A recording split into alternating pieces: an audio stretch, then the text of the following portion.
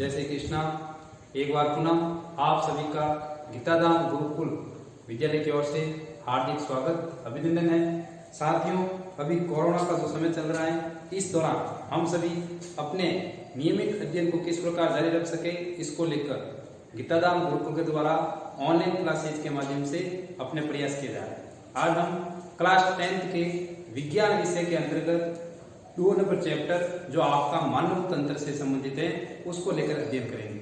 ध्यान रहे साथियों, हमारे बोर्ड के जो सिलेबस हैं उसके अकॉर्डिंग ये चैप्टर काफी प्रमुख हैं और हमारे भविष्य में विज्ञान के विषय को लेकर भी काफी इंपॉर्टेंट रखता है। अंक भार को देखें तो यह आपके 6 अंक के लगभग इसका अंक भार है और इस मानव तंत्र के इस चैप्टर में हम ह्यूमन बॉडी के विभिन्न प्रकार के 6 टाइप के तंत्र के बारे में पढ़ेंगे। किस प्रकार ये तंत्र हमारे शरीर के विभिन्न जैविक घटकों को पूर्ण करते हैं और उन जैविक घटकों के द्वारा हम अपने आसपास की जो जैविक क्रियाएं देखते हैं वो संपन्न होती हैं और हम उन सबको महसूस भी करते हैं। साथियों, बात आती है मानव तंत्र की, तो सीधा सा बात है कि हमारे शरीर में विभिन्न प्रकार के कार्य करने वाले हमारे तंत्र किस प्रकार से निर्मित होते हैं और उनका किस प्रकार से कार्य होता है। आप सभी ने पिछली कक्षाओं में सेल के बारे में पढ़ा होगा, जिसे हम बोलते हैं कोशिका, और हमने ये भी पढ़ा है कि जैसे कि एक कोशिकीय जीव की बात करें तो अमीबा है, ठीक है। वहीं बहु कोशिकीय जीव की बात करें तो एक से ज्यादा, तो हमारे सामने सबसे सर्वोत्तम उदाहरण है हम स्वयं मनुष्य। कोशिका शरीर का या अंग का वह सबसे छोटा पार्ट है जो बड़े अंग के निर्माण में सहायता करता है। आप एक भवन का निर्माण देखते हैं, काफी अच्छा भवन बना हुआ है, लेकिन हमें ध्यान है इस भवन के निर्माण में छोटे छोटे कंकड़ पत्थरों को मिलाकर एक भव्य रूप दिया गया है जो वर्तमान में हमारे सामने एक बड़े आकार के रूप में दिखता है। इसी प्रकार मानव तंत्र का निर्माण छोटी छोटी कोशिकाओं के द्वारा होता है और बात यहीं से शुरू होती है कि जब कोशिकाओं के द्वारा होता है कि कोशिकाओं का निर्माण, तो ये कोशिकाओं का निर्माण हमने पिछले कक्षा में पढ़ा है कि छोटे छोटे जैसे कि अणु, परमाणु, इन सब के द्वारा इन कोशिकाओं का निर्माण किया जाता है और ये कोशिकाएं बड़ी संख्या में मिलकर अपने द्वारा उत्तक का निर्माण करती हैं। साथियों, उत्तक जिन्हें हम टिश्यू बोलते हैं, ठीक है, ये उत्तक मिलकर के सबसे पहले तो उत्तक तंत्र बनाते हैं और ये उत्तक तंत्र हैं जो तंत्र की बात जहां पर भी आती है, आपको एक बात ध्यान रखनी है कि वहां पर एक से ज्यादा कोशिकाओं का या एक से ज्यादा जैविक क्रियाओं का समुच्चय हो रहा है। तो यहाँ पर ये कोशिकाएं मिलकर किसका निर्माण करती हैं? उत्तक का, और ये उत्तक तंत्र मिलकर के अंगों का निर्माण करते हैं जिसे हम हमारे शरीर के आंख, कान, नाक, गला वगैरह अलग अलग क्रियाओं के रूप में देखते हैं और यही अंग मिलकर के हमारे शरीर में अंग तंत्र का निर्माण करते हैं। और इसी अंग तंत्र को हम अलग अलग पढ़े तो हम पाचन तंत्र के रूप में देखते हैं, हम इन्हें श्वसन तंत्र के रूप में देखते हैं, हम इन्हें रक्त परिसंचरण के रूप में देखते हैं, हम इन्हें भूषजन तंत्र के रूप में देखते हैं। ये सभी अंग मिलकर के मनुष्य के बाहरी रूप की बात करें तो ये सभी हमारे शरीर में मानव तंत्र का निर्माण करते हैं और यही मानव तंत्र हमारे शरीर के रूप में हमें बाहरी आवरण में दिखता है और जिसके द्वारा हम अपनी सभी प्रकार की जैविक क्रियाओं को पूर्ण करते हैं।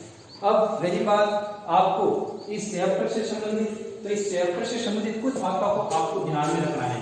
सबसे पहले यही है कि ऑनलाइन क्लासेस के माध्यम से आप घर बैठे कुछ बातों को नोट रखें कि हम इन छुट्टियों का फायदा किस प्रकार ले सकते हैं।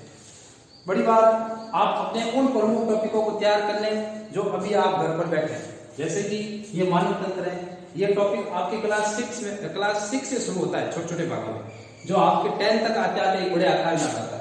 और यही मानव तंत्र भविष्य में अगर आप साइंस वर्ग में जाते हैं तो वहां पर आपके बायोलॉजी, जूलॉजी और बायोलॉजी में आपके वनस्पति के अलग अलग भागों में चलेगा और जूलॉजी के अंदर मनुष्य के विभिन्न तंत्रों के साथ चलेगा।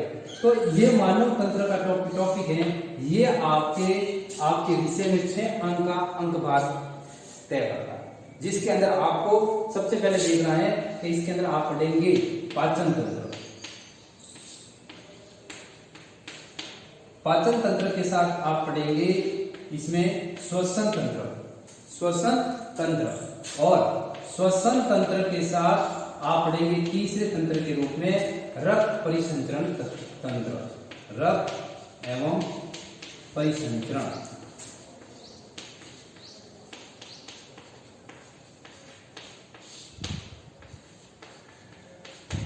और इसके साथ पढ़ेंगे आप उत्सर्जन तंत्र।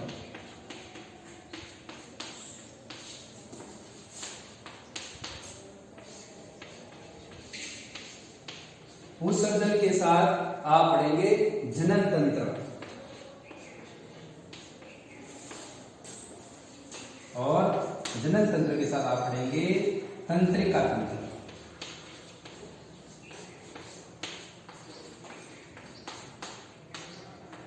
मोटे मोटे रूप में मैं आपको एक बता देता हूं कि मानव तंत्र का जो आपका सेकंड नंबर चैप्टर है वो आपका विषय वस्तु से देखें तो 6 अंक का है, जिसमें आप 6 प्रकार के तंत्र के बारे में पढ़ेंगे। ध्यान रहे इस वर्ष के जो बोर्ड परीक्षा में इसमें से किसी एक तंत्र के बारे में निबंधात्मक क्वेश्चन पूछा गया है और इसके साथ में किसी एक अन्य तंत्र का छोटा लघुतरात्मक क्वेश्चन भी पूछा जाता है। तो आपको ये भी ध्यान रखना पिछले वर्ष कौन सा क्वेश्चन पूछा गया है, तो उस तंत्र को आप थोड़ा सा कम तैयार करके उसके अतिरिक्त जो बाकी के 5 तंत्र हैं उनको पूर्ण व्याख्या के साथ, पूर्ण डायग्राम के साथ अगर आप तैयार करते हैं तो मान के चले कि आपके लिए एक काफी अच्छा सपोर्ट मिल जाएगा। अब देखते हैं पाचन तंत्र। तो पाचन की क्रिया हम ग्रह शरीर के द्वारा भोजन को शरीर में प्रवेश करवाते हैं, जो हमारे आमाशय से होते हुए शरीर के विभिन्न भागों से पहुंचते हुए ये भोजन की क्रिया को पूर्ण करता है। श्वसन तंत्र में हम पढ़ेंगे किस प्रकार हम ऑक्सीजन को ग्रहण करते हैं, CO2 को छोड़ते हैं, ऑक्सीजन हमारे शरीर में जाने के बाद फेफड़ों में किस प्रकार क्रिया करती है उसके बारे में पढ़ेंगे। रक्त परिसंचरण में हम पढ़ेंगे कि सबसे पहले मानव शरीर में रक्त कितने प्रकार का है। अभी तक के पिछली कक्षा में आपने पढ़ा भी है, एबीओ ग्रुप है, RH फैक्टर है, पॉजिटिव नेगेटिव जो भी है वो इसके साथ पढ़ेंगे। फिर परिसंचरण, रक्त किस प्रकार हमारे हृदय में पहुंचता है, हृदय में पहुंचने के बाद इसका किस प्रकार से सर्कुलेशन होता है और वहां से ये होते हुए हमारे शरीर के विभिन्न भागों में शुद्ध रक्त बन करके कैसे पहुंचता है। उत्सर्जन तंत्र, हमारा शरीर जो है वो विभिन्न भागों को ग्रहण करने के बाद जैसे हमारे शरीर से हम पसीने के रूप में जो पानी निकलता है वो भी एक उत्सर्जन की क्रिया है, जिसे हम बोलते हैं अध्यावरण तंत्र, स्किन के द्वारा निकलता है। ठीक है, इसके अलावा हम भोजन की जो भी क्रिया करते हैं, जो अपशिष्ट पदार्थ हमारे शरीर में बनते हैं, ठीक है, वो किस प्रकार शरीर से बाहर निकलते हैं और उस उत्सर्जन क्रिया का किस प्रकार से क्रियाकलाप होता है वो पढ़ेंगे। जनन तंत्र, जिसमें हम पिछली कक्षाओं में भी देखे हैं और भविष्य में हम देखेंगे कि लैंगिक जनन, अलैंगिक जनन और कायिक जनन। जैसे मनुष्य है तो मनुष्य में जो जनन की क्रिया है वो किस प्रकार कंप्लीट होती है, मेल और फीमेल के बारे में पढ़ेंगे और ये किस प्रकार क्रियाविधि करते हैं। और नेक्स्ट होगा तंत्रिका तंत्र, जो हमारे शरीर के अंदर 3 भागों में पढ़ते हैं, सेंट्रल नर्वस सिस्टम, PNS और ANS। ठीक है, स्वायत्त तंत्रिका तंत्र, केंद्रीय तंत्रिका तंत्र और मध्य तंत्रिका तंत्र, इनके बारे में हम पढ़ेंगे और हम देखेंगे कि ये तंत्रिका तंत्र किस प्रकार कार्य करते हैं और ये पूर्ण 6वां तंत्र मिलकर के हमारे मानव तंत्र के निर्माण की प्रक्रिया को पूर्ण करते हैं।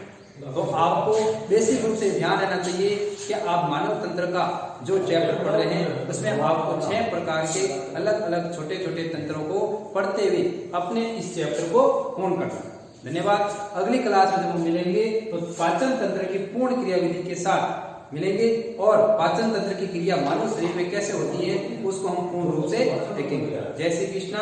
आप हमारे गुरु गीताधाम गुरुकुल के इस YouTube चैनल को अधिक से अधिक संख्या में देखें और हमारे WhatsApp ग्रुप में जब भी आपको PDF फाइल वगैरह भेजी जाती है उनका आप पूर्ण होमवर्क करें और आपको किसी भी टॉपिक पर किसी प्रकार का क्वेश्चन है आप हमारे WhatsApp ग्रुप में उससे संबंधित जो भी आपके अध्यापक है उन्हें कमेंट करें और आप अपने विषय वस्तु को सुनिश्चित करें। ध्यान दें, कोरोना के समय में आप घर पर रहते हुए जितना हो सके अपने प्रमुख टॉपिकों को तैयार करेंगे तो भविष्य में जब भी स्कूल खुलेगी आपको उसका पूर्ण फायदा मिलेगा और एक रिवीजन की क्रिया के माध्यम से आप अपने टॉपिक को बहुत ही अच्छा सुदृढ़ और इस पर अपनी अच्छी पकड़ कर देंगे। जय श्री कृष्णा।